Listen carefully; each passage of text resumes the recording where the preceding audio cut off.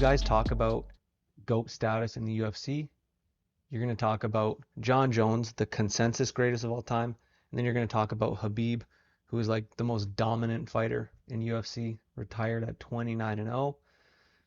And now I'm going to make a case as for why Triple C Henry Cejudo might actually be the UFC in combat sports GOAT, greatest of all time athlete. We have a But lot of debates, me and you, Kobe. About Every time we what? see each other, About it's just what? we like to compare stats. You know, he's 29-0. He retired pound for pound undefeated. I'm a 2 division champion, defended both of my belts, Olympic champion. Every time we see each other, because I respect Kobe, I respect the crap out of you, just so you know that, man. You know, I have good numbers too, but honestly, I'm gonna say this. I feel you a little bit higher than me, like in sport, like levels. You know why? Yeah. Because of Olympic Olympic gold medal. Yeah. Yeah. This Fact that Henry Cejudo was able to go from winning the Olympic gold at the 2008 Olympic Games in freestyle wrestling to becoming a double champ in the UFC in under 10 years is just like flabbergasting to say the least.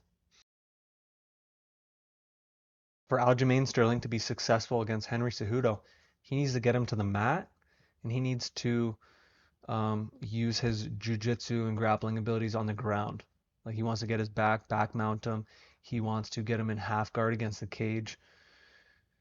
But that's a tough ask, man. Like I don't think you're getting Henry Cejudo down, so it's going to be a striking match, right? And Henry's just pressure and combinations and powerful punches and kicks, I think will just prove to be too much over 5 rounds for Aljamain Sterling. Sterling doesn't really react well to getting hit. You could see that against Peter Yan. And I think, honestly, I think Henry would break Peter Yan. So I don't think it's going to be a great night for Aljo. I see Henry reclaiming that bantamweight title. I think you just have to really include Henry in the GOAT conversation with John Jones, from his Olympic gold to UFC double champ in under 10 years, 3-year retirement. I think he was training the whole time. I think he's going to come back better than he was.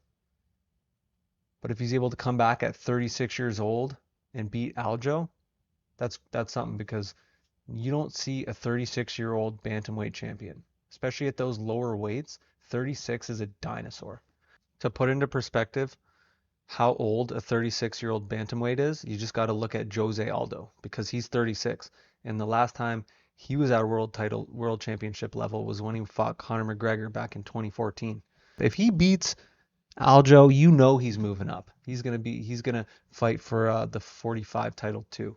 There's no way they don't do that fight.